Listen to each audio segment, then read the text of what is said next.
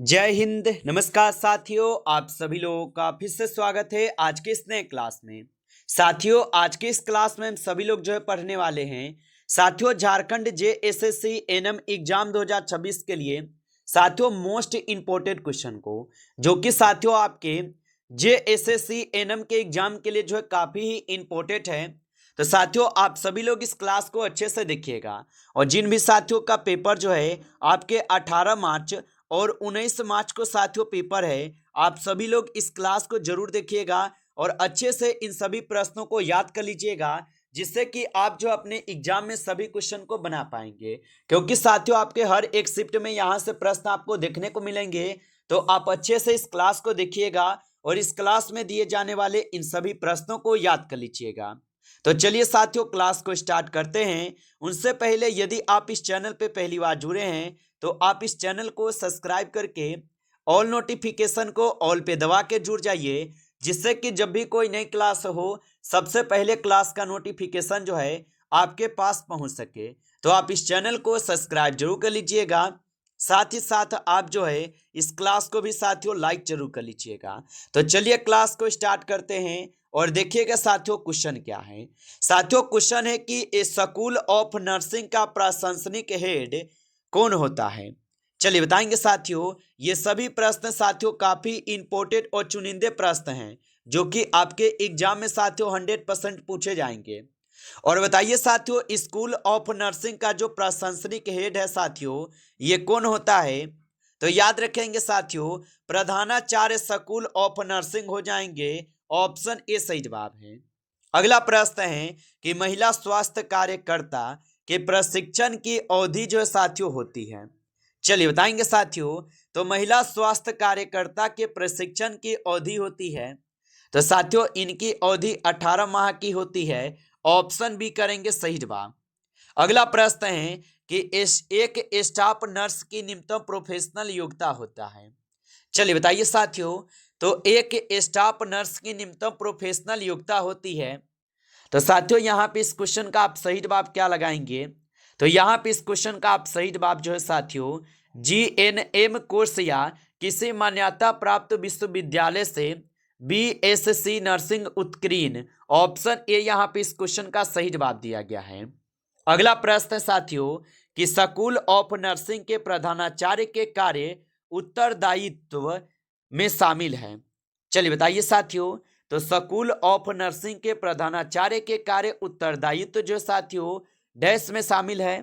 तो याद रखेंगे साथियों, ये शामिल हो जाएंगे आपके उपयुक्त इनमें सभी में। ऑप्शन डी कीजिएगा, इनमें से सभी सही जवाब है। अगला प्रश्न है कि एक पब्लिक हेल्थ नर्स के लिए आवश्यक न्यूनतम प्रोफेशनल योग्यता है। चलिए बताएंगे साथियों कि एक पब्लिक हेल्थ नर्स के लिए आवश्यक न्यूनतम प्रोफेशनल योग्यता हो जाएंगे। तो साथियों उनकी योग्यता जो है बीएससी नर्सिंग उत्कीर्ण होगा। ऑप्शन यहाँ पे सी करेंगे सही जवाब इस क्वेश्चन का आंसर। चलिए अगला प्रश्न साथियों कि महिला स्वास्थ्य सहायक को इस नाम से भी जाना जाता है। तो साथियों महिला स्वास्थ्य सहायक को जो है साथियों यहाँ पे एलएचबी के नाम से भी जाना जाता है। ऑप्शन सी कीजिएगा सही जवाब। अगला प्रश्न है साथियों कि आजकल एनएम को किस नाम से जाना जाता है। चलिए बताएंगे साथियों कि आजकल जो है एनएम को किस नाम से जाना जाता है। तो साथियों आजकल जो है एनएम को जानते हैं महिला स्वास्थ्य कार्यकर्ता के रूप में। ऑप्शन सी आपका सही जवाब होगा।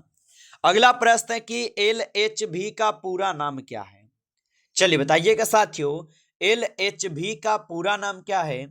तो साथियों एलएचबी का जो पूरा नाम होगा साथियों ये लेडी हेल्थ यहाँ पे हो जाएंगे। ऑप्शन ए यहाँ पे सही जवाब है। अगला प्रश्न है कि निम्न में से एनएम के कार्य जिम्मेदारी में शामिल नहीं है। चलिए बताइए साथियों कि निम्न में से एनएम के कार्य जिम्मेदारी शामिल कौन नहीं है। तो यहाँ पे स्टाफ नर्सों के बीच अनुशासन बनाए रखना ये नहीं होगा। ऑप्शन डी सही जवाब है। अगला प्रश्न है कि निम्न में से कौन सा नर्सिंग कर्मी एनएम के द्वारा जो है सुपरवाइज किया जाता है। चलिए बताइए साथियों कि निम्न में से कौन सा नर्सिंग कर्मी एनएम के द्वारा सुपरवाइज किया जाता है। तो याद रखेंगे साथियों दाई हो जाएंगे। ऑप्शन यहाँ पे 20 क्वेश्चन का सही जवाब है। अगला प्रश्न है कि एक LHV किसके सुपरविजन के लिए जो है साथियों जिम्मेदार है। तो एक LHV किसके लिए जो है सुपरविजन के लिए जिम्मेदार होगा। तो ये हो जाएंगे साथियों एनम के लिए। ऑप्शन यहाँ पे साथियों इस क्वेश्चन का सही जवाब बी हो जाएंगे, एनम के लिए होगा। अगला प्रश्न है कि दाई किसके बीच में एक सेतु की तरह जो है कार्य करती है। तो साथियों दाई जो है ये किसके बीच में एक सेतु की तरह कार्य करते हैं। तो साथियों ये उसके गांव के परिवारों एवं एनम के बीच। ऑप्शन यहाँ पे डी सही जवाब होगा। अगला प्रश्न है कि उच्च स्तर से निम्न की ओर स्वास्थ्य कर्मी का क्रम क्या है। चलिए बताइए। तो उच्च स्तर से निम्न की ओर स्वास्थ्य कर्मी का जो क्रम होगा क्या होगा। तो याद रखिएगा साथियों यहाँ पे इस क्वेश्चन का सही जवाब जो है ऑप्शन यहाँ पे साथियों ए हो जाएंगे। ऑप्शन ए कीजिएगा सही जवाब। PHNLHV और ANM और दाई होगा। ऑप्शन ए कीजिएगा सही जवाब। अगला प्रश्न, इंडियन नर्सिंग काउंसिलिंग के नियम अनुसार एक GNM प्रशिक्षण केंद्र पर ट्यूटर एवं छात्र का अनुपात जो साथियों कितना होना चाहिए। तो याद रखेंगे साथियों इनका अनुपात 1 से 10 होनी चाहिए। ऑप्शन बी सही जवाब है। अगला प्रश्न है मुख्य नर्सिंग अधिकारी की नौकरी की जो जिम्मेदारी है निम्नलिखित में से है, बताइए। और साथियों आप लाइक नहीं किए इस क्लास को तो लाइक जरूर कर लीजिएगा। नए जुड़े हैं इस चैनल पे तो आप इस चैनल को भी सब्सक्राइब करके ऑल नोटिफिकेशन को ऑल पे दबा के जुड़ जाएंगे, जिससे कि जब भी कोई नई क्लास हो सबसे पहले क्लास का नोटिफिकेशन जो है आपके पास पहुंच सके। तो आप इस चैनल को सब्सक्राइब जरूर कर लीजिएगा। और बताएंगे साथियों कि मुख्य नर्सिंग अधिकारी की जो नौकरी की जो जिम्मेदारी है निम्नलिखित में से किससे हो जाएंगे। तो याद रखेंगे साथियों ये हो जाएंगे नर्सिंग सेवा का संचालन। ऑप्शन ए सही जवाब है। अगला प्रश्न है कि एक कर्मचारी को केवल वरिष्ठ से आदेश प्राप्त करना चाहिए, प्रशासन के किस सिद्धांत पर आधारित है। तो साथियों ये हो जाएंगे आदेश की एकता पर आधारित। ऑप्शन बी कीजिएगा इस क्वेश्चन का आंसर। चलिए अगला प्रश्न है नर्सिंग कर्मियों के निरंतर सुधार के उद्देश्यों से की जाने वाली गतिविधियों को साथियों क्या कहा जाता है। तो साथियों इसे कहते हैं कर्मचारी विकास। ऑप्शन यहाँ पे बी सही जवाब होगा, कर्मचारी विकास होगा। अगला प्रश्न है कि शब्द प्रशासन के उन तत्वों का वर्णन करता है जिनमें साथियों एस का अर्थ है। तो शब्द प्रशासन के उन तत्वों का वर्णन करता है जिसमें साथियों एस का अर्थ होगा। तो आप बताएंगे साथियों स्टाफिंग के। ऑप्शन ए सही जवाब है। अगला प्रश्न है कि निम्नलिखित में से किसके अतिरिक्त सभी नर्सिंग नेतृत्व के मूल कुशलताएं हैं। चलिए बताइए। तो निम्नलिखित में से किसके अतिरिक्त सभी नर्सिंग नेतृत्व के मूल कुशलताएं हैं। तो याद रखिएगा साथियों यहाँ पे हो जाएंगे स्वमूल्यांकन। ऑप्शन डी सही जवाब है, स्वमूल्यांकन। अगला प्रश्न है कि एक अनुभवी नर्स द्वारा शिक्षण व मार्गदर्शन के द्वारा एक कर्मचारी को नई जिम्मेदारियां का परिचय कहलाता है। तो साथियों ये परिचय जो है यहाँ पे क्या कहलाते हैं। तो याद रखेंगे साथियों ये कहलाते हैं प्रीसेप्टरशिप। ऑप्शन यहाँ पे 20 क्वेश्चन का आंसर होगा। अगला प्रश्न है कि अस्पताल में 24 घंटे की रोगी की देखभाल के लिए कौन जिम्मेदार है। तो साथियों इसके लिए जिम्मेदार होगा स्टाफ नर्स। ऑप्शन यहाँ पे 20 सही जवाब है, स्टाफ नर्स होगा। अगला प्रश्न है कि नर्स निर्धारित कार्य घंटों की अनुसूची कहलाती है। तो नर्स निर्धारित कार्य घंटों की जो अनुसूची है साथियों ये कहलाते हैं आप लोग का ड्यूटी रोस्टर। ऑप्शन यहाँ पे 20 सही जवाब है, ड्यूटी रोस्टर। अगला प्रश्न है कि एक रोगी के बिस्तर से गिर जाने पर उसकी रिपोर्ट जो है लिखने की जिम्मेदारी किसकी है। तो साथियों इसकी रिपोर्ट लिखने की जिम्मेदारी स्टाफ नर्स के होगा। ऑप्शन यहाँ पे 20 सही जवाब है, स्टाफ नर्स। अगला प्रश्न है कि कर्मचारी की उपलब्धियों को पुरस्कृत देने की जो है कौन सी विधि है। तो कर्मचारी की उपलब्धि को पुरस्कृत देने की जो है यहाँ पे कौन सी विधि है।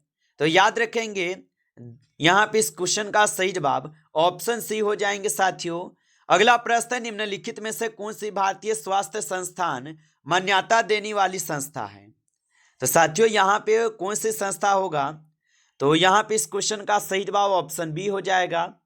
अगला प्रश्न है कि निम्न में से कौन सी सेवा अस्पताल में केंद्रीय आपूर्ति के लिए जिम्मेदार है। तो साथियों यहाँ पे हो जाएंगे सहयोगी सेवा, ऑप्शन यहाँ पे बी इस क्वेश्चन का आंसर होगा। अगला प्रश्न है कि खर्च के प्रत्येक मद को न्याय संगत प्रबंधन से जोड़ने की प्रक्रिया कहलाती है। तो खर्च के प्रत्येक मद को न्याय संगत प्रबंधन से जोड़ने की प्रक्रिया क्या कहलाती है। तो साथियों ये लागत लेखांकन कहलाती है, ऑप्शन सी सही जवाब है। अगला प्रश्न है कि अस्पताल में प्रायः पहला संपर्क होता है। तो अस्पताल में प्रायः पहला संपर्क होता है। तो साथियों ये हो जाएंगे भर्ती विभाग के, ऑप्शन सी सही जवाब है भर्ती विभाग। अगला प्रश्न है कि स्टाफ का वेतन और उपकरण मशीनरी का मूल्य कहलाता है। तो साथियों ये कहलाते हैं निश्चित लागत, ऑप्शन यहाँ पे डी सही जवाब है निश्चित लागत होगा। अगला क्वेश्चन है प्रतिदिन के आधार पर अस्पताल में रोगियों की कुल संख्या का लिखित रिकॉर्ड कहलाता है। तो साथियों ये लिखित रिकॉर्ड जो है जनगणना कहलाते हैं, ऑप्शन ए सही जवाब है।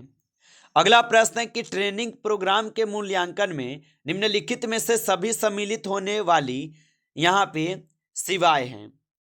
तो साथियों ये हो जाएंगे आप सभी लोग का सीखने वालों का ध्यान, ऑप्शन यहाँ पे 20 क्वेश्चन का आंसर होगा।